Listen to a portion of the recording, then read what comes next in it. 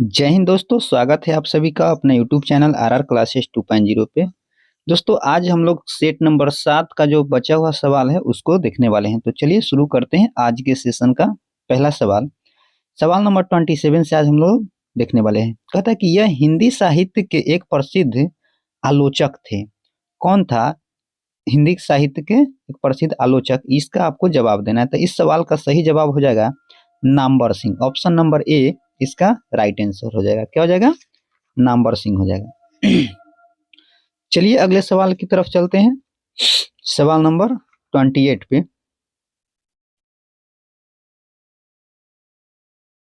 सवाल नंबर 28 कहता है कि पद्मावत के लेखक कौन है? पद्मावत के लेखक कौन है? तो इस सवाल का सही जवाब हो जाएगा दोस्तों जायसी। जायसी। ऑप्शन नंबर सी इस सवाल का राइट आंसर हो जाएगा। पद्मावत जो है दोस्तों यह अवधी अवधी भाषा में लिखी पुस्तक है। कौन सी भाषा में? अवधी भाषा में। और यह जो है मलिक मोहम्मद जायसी के द्वारा लिखा गया था। ठीक है, अगले सवाल पे आते हैं। सवाल नंबर 29। गेम ऑफ थ्रोन्स के लेखक कौन है? गेम ऑफ थ्रोन्स के लेखक दोस्तों कौन है, ये आपसे पूछ रहा है। तो इस सवाल का सही जवाब हो जाएगा जॉर्ज मार्टिन। ऑप्शन नंबर ए इसका राइट आंसर हो जाएगा, जॉर्ज मार्टिन। ठीक है, नेक्स्ट क्वेश्चन पे आते हैं। सवाल नंबर 30। इंडिया आफ्टर गांधी के लेखक कौन है? इंडिया आफ्टर गांधी के लेखक दोस्तों Ramachandra Guha. Option number Ramachandra Guha. Option number C इस सवाल का सही जवाब हो जाएगा। अगले सवाल पे आते हैं। सवाल नंबर 31। चलिए, किस भारतीय क्रांतिकारी के जेल का कमरा अब एक पर्यटक स्थल है? तो कौन सा एक क्रांतिकारी था दोस्तों? तो इस सवाल का राइट आंसर हो जाएगा option number A Veer Savarkar. BD Savarkar को पोर्ट ब्लेयर के सेलुलर जेल में रखा गया था। ठीक है, और भारत सरकार ने सेलुलर जेल के उस कमरा का नाम सावरकर के नाम पर रखा है। चलिए नेक्स्ट क्वेश्चन पे आते हैं। सवाल नंबर 32।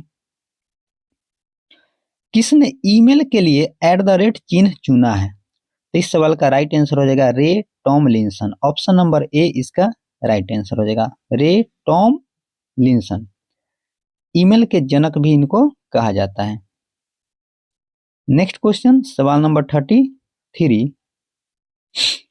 किस बैंक ने अपने कर्मचारियों को घर से बैंक के सर्विस अभिगमन करने की इजाजत दी है? कौन सा बैंक है? एसबीआई, एचडीएफसी, येस बैंक या फिर आईसीआईसीआई? इसका सही जवाब हो जाएगा option number D, ICICI bank ने। चलिए नेक्स्ट क्वेश्चन, क्वेश्चन नंबर 34। यह लेखक या लेखिका का जन्म बिहार में हुआ था। कौन सा लेखक है या लेखिका है जिनका जन्म बिहार में हुआ था? फणीश्वर नाथ रेणु, प्रेमचंद्र, महादेवी वर्मा या फिर राम कुमार वर्मा? तो इस सवाल का सही जवाब हो जाएगा ऑप्शन नंबर ए फणीश्वर नाथ रेणु। इनका जन्म दोस्तों 4 मार्च 1921 को बिसगंज के पास आरोही हिंगना गांव में हुआ था। ठीक है, अगले सवाल पे आते हैं। सवाल नंबर 35 पे कहता है कि बिस्मिल्लाह खां किस साज के बजाने के लिए प्रसिद्ध थे? यानी बिस्मिल्लाह खां का संबंध किस यंत्र से था? तो इसका सही जवाब हो जाएगा ऑप्शन नंबर डी, शहनाई वादक थे। ठीक है, चलिए नेक्स्ट क्वेश्चन पे आते हैं हम लोग। यह गायन शैली नवाब वाजिद अली शाह के दरबार में शुरू हुई थी। इस कौन सा गायन शैली है दोस्तों? तो इसका सही जवाब हो जाएगा ठुमरी। ऑप्शन नंबर सी इसका राइट आंसर हो जाएगा।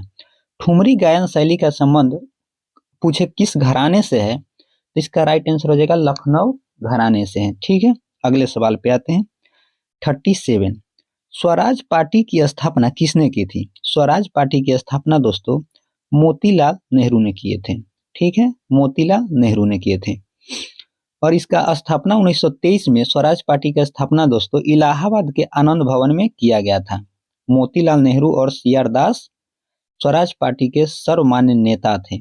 अगले सवाल पे आते हैं। सवाल नंबर 38। यह लेखक या लेखिका अंग्रेजी के बजाय इटालियन में लिखते थे। इटालियन में लिखते थे, कौन सा है दोस्तों? झुंपा लहरी, विक्रम सेठ, किरण देसाई या फिर अरुंधति राय? इस सवाल का सही जवाब हो जाएगा option number A, Jhumpa Lahiri थे। नेक्स्ट क्वेश्चन 39,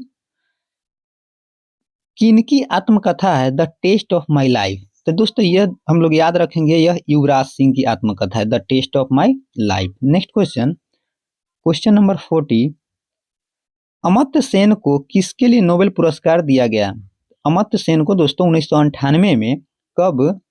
1998 में यह दिया गया अर्थशास्त्र के क्षेत्र में। ठीक है, चलिए अगर आपसे पूछे कि अर्थशास्त्र में नोबेल पुरस्कार कब से दिया जाता है तो 1969 से दिया जाता है। अगले सवाल पे चलते हैं हम लोग, नंबर 41 को देखते हैं।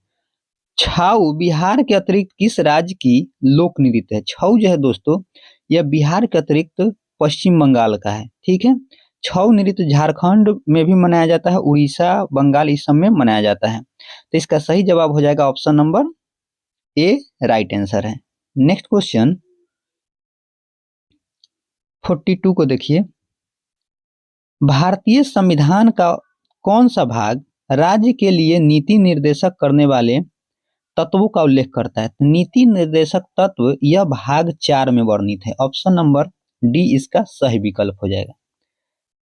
चलिए अगले सवाल पे आते हैं 43, भारतीय संविधान की कौन सी अनुसूची भाषाओं का उल्लेख करता है? तो भारत के संविधान के 8वीं अनुसूची में 22 भाषाओं का उल्लेख किया गया है।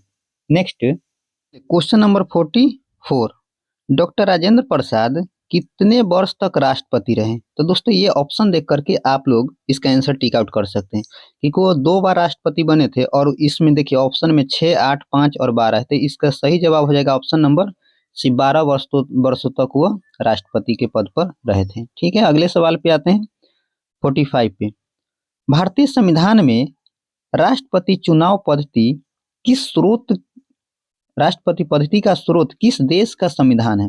मतलब किस देश से यह लिया गया था? इस सवाल का सही जवाब हो जाएगा दोस्तों आयरलैंड। ऑप्शन नंबर सी इसका सही जवाब हो जाएगा, आयरलैंड। नेक्स्ट क्वेश्चन पे आते हैं 46, लोकसभा के कितने सदस्य राष्ट्रपति मनोनीत करते हैं? लोकसभा में दोस्तों 2 सदस्यों को राष्ट्रपति मनोनीत करते थे, अभी फिलहाल इसको समाप्त कर दिया गया। ठीक है, अब नहीं कर रहे हैं। चलिए अगला सवाल पे आते हैं, सवाल नंबर 47, किसने सरकार को 1950 में सर्वोदय योजना प्रस्तुत किया था? तो सर्वोदय योजना दोस्तों 1950 में जयप्रकाश नारायण ने प्रस्तुत किए थे। ठीक है, अगले सवाल पे आते हैं, सवाल नंबर 48, यह भारत के साथ सबसे कम स्थलीय सीमा बांटता है, मतलब भारत के साथ सबसे कम सीमा कौन से देश का लगता है? तो इसमें सही जवाब हो जाएगा दोस्तों म्यांमार। ऑप्शन नंबर डी इसका राइट आंसर हो जाएगा। म्यांमार के साथ दोस्तों 1643 किलोमीटर की सीमा साझा करता है। कितना? 1643। बांग्लादेश के साथ सबसे अधिक सीमा साझा करता है 4096 किलोमीटर। वही चीन के साथ देखें तो 3488 और पाकिस्तान के साथ 3323 किलोमीटर। ठीक है, आइए अगले सवाल पे आते हैं, सवाल नंबर 49 पे, कर्क रेखा किस राज्य के मध्य से नहीं गुजरता है? कर्क रेखा दोस्तों यह बिहार से होकर के नहीं गुजरता है। कर्क रेखा भारत के 8 राज्यों से होकर के गुजरता है। ठीक है, चलिए अगले सवाल पे आते हैं, सवाल नंबर 50 पे, ब्रह्मपुत्र नदी बांग्लादेश में क्या कहलाती है? ब्रह्मपुत्र नदी बांग्लादेश में क्या कहलाती है? तो बांग्लादेश में दोस्तों ब्रह्मपुत्र नदी को जमुना कहा जाता है। ऑप्शन नंबर बी इस सवाल का सही जवाब है।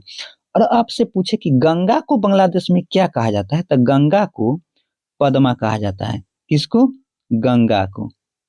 चलिए अगले सवाल पे आते हैं 51 पे, बीकर मूलतः होते हैं, बीकर जो है वह मूलतः होते क्या होते हैं? तो बीकर मूलतः एक प्रोटीन होता है। ऑप्शन नंबर सी इस सवाल का राइट आंसर है। प्रोटीन दोस्तों 20 अमीनो अम्लों से मिलकर बनते हैं। सभी प्रोटीन में नाइट्रोजन पाया जाता है। चलिए अगले सवाल पे आते हैं। एक सवाल अगर आपसे पूछे कि प्रोटीन की कमी से कौन सा रोग होता है, तो क्वाशियोरकर और मरासमस जैसे रोग होता है। अगले सवाल पे आते हैं, सवाल नंबर 52 को देखिए,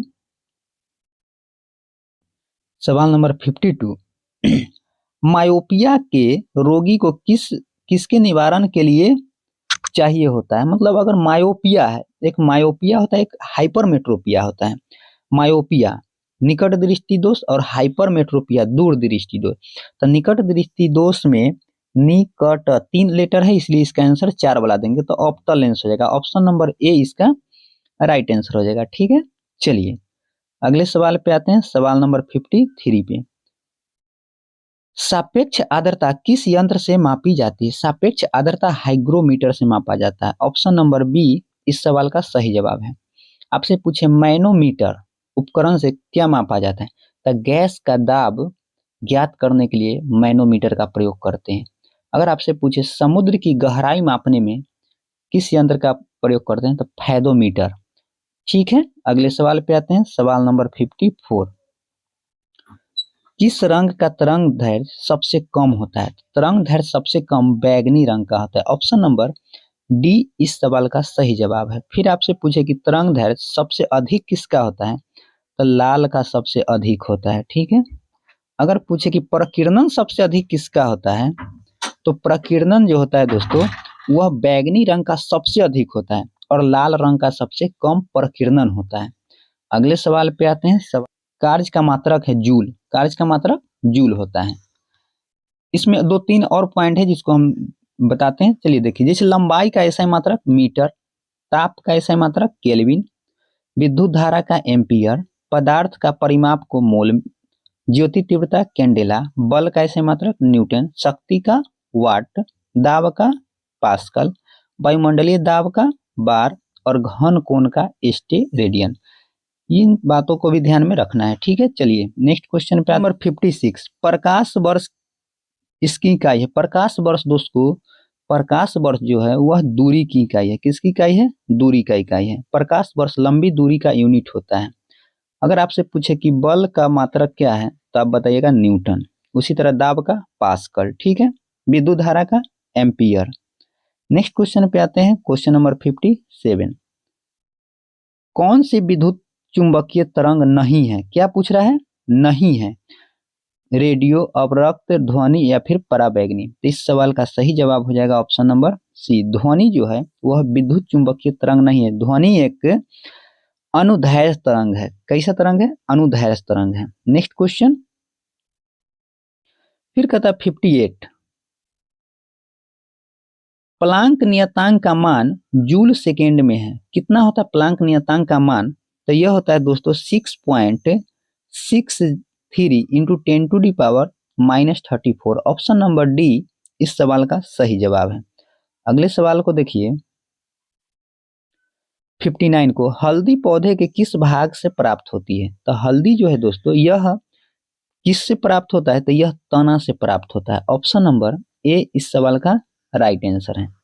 नेक्स्ट क्वेश्चन, क्वेश्चन नंबर 60। श्वेत रक्त कणिका WBC कितने प्रकार की होती है? तो दोस्तों WBC श्वेत रक्त कणिका यह 5 प्रकार की होती है। कितने प्रकार की? 5 प्रकार की होती है। और WBC को आप पूछे, WBC को ल्यूकोसाइट भी कहा जाता है। क्या कहा जाता है? ल्यूकोसाइट्स। Next question 61। लसिका किसमें उपस्थित होती है? लसिका जो है दोस्तों यह संवाहक ऊतक में उपस्थित होता है। ऑप्शन नंबर ए इस सवाल का राइट आंसर है। नेक्स्ट 62 नंबर सवाल देखिए। पीलिया रोग रुधिर में निम्न की मात्रा बढ़ने से होती है। पीलिया जिसको हम लोग जॉन्डिस कहते हैं, हेपेटाइटिस कहते हैं, वह किसके बढ़ने के कारण होता है? तो इसका सही जवाब हो जाएगा ऑप्शन नंबर ए बिलीरुबिन के बढ़ने के कारण होता है। ठीक है, पीलिया रोग जो है यह यकृत को प्रभावित करता है। नेक्स्ट क्वेश्चन, क्वेश्चन नंबर 63 कहता है कि कौन सबसे बड़ी ग्रंथि है?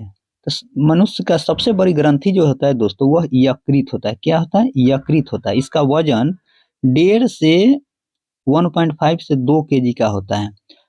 ठीक है, और भोजन में अगर किसी व्यक्ति को जहर दे करके मारा जाता है चाहे या जहर खा लेता है तो उसके परीक्षण के लिए यकृत का ही जांच किया जाता है। Next question, question number 64। यह सैंगवी बोरस होता है। मतलब इसमें से कौन सा है जीव जो सैंगवी बोरस है? तो इसका सही जवाब हो जाएगा मच्छर। ऑप्शन नंबर डी इस सवाल का राइट आंसर हो जाएगा। नेक्स्ट क्वेश्चन नंबर 65 को देखिए, कौन मास्टर ग्रंथि कहलाता है? तो मास्टर ग्रंथि दोस्तों पीयूष ग्रंथि को मास्टर ग्रंथि कहा जाता है। किसको? पीयूष ग्रंथि को मास्टर ग्रंथि कहा जाता है। नेक्स्ट क्वेश्चन 66, यह विटामिन टोकोफेरॉल होता है। अब देखिए यहाँ पे किस विटामिन का रासायनिक नाम टेकोफेरॉल है, ये आपसे सवाल पूछ रहा है। तो दोस्तों विटामिन ई का रासायनिक नाम टेकोफेरॉल होता है। अगर आपसे पूछे विटामिन ए का रासायनिक नाम क्या होता है, तो रेटिनॉल होता है। क्या होता है? रेटिनॉल। बी1 का रासायनिक नाम थायमीन होता है। और विटामिन डी का रासायनिक नाम कैल्सीफेरॉल होता है। अगर आपसे विटामिन के पूछे तो फिलोक्विनोन, और विटामिन बी2 का पेंटोथेनिक एसिड यानी पेंटोथेनिक अम्ल होता है। और बी7 का रासायनिक नाम बायोटीन होता है। नेक्स्ट क्वेश्चन नंबर 67, यह अपनी सामाजिक व्यवस्था के लिए प्रसिद्ध है। सामाजिक व्यवस्था के लिए 4 ऑप्शन है, इसमें से कौन सा जीव है जो सामाजिक व्यवस्था के लिए प्रसिद्ध है? तो इसका सही जवाब हो जाएगा मधुमक्खी। ऑप्शन नंबर सी इस सवाल का सही जवाब है। मधुमक्खी के डंक में फॉर्मिक एसिड पाया जाता है। क्या पाया जाता है? Formic acid. Next question number 68, nylon में इसके एकलकों के मध्य इस प्रकार का बंध होता है। कैसा बंध होता है? तो यह दोस्तों यह एक नायलॉन में जो होता है एमाइड बंध होता है। क्या होता है? एमाइड बंध होता है। एमाइड बंद होता है। ऑप्शन नंबर बी इसका राइट आंसर है। नेक्स्ट क्वेश्चन नंबर 69, इस ग्रह के वायुमंडल में प्रचुर मात्रा में H2 यानी हाइड्रोजन होता है। कौन सा ग्रह है जिसके वायुमंडल में सबसे अधिक हाइड्रोजन होता है? तो इसका सही जवाब हो जाएगा ऑप्शन नंबर ए शनि। ऑप्शन नंबर ए शनि हो जाएगा। नेक्स्ट 70, पृथ्वी की सतह का कितना प्रतिशत सागर से ढका हुआ है? तो इसका सही जवाब हो जाएगा 70।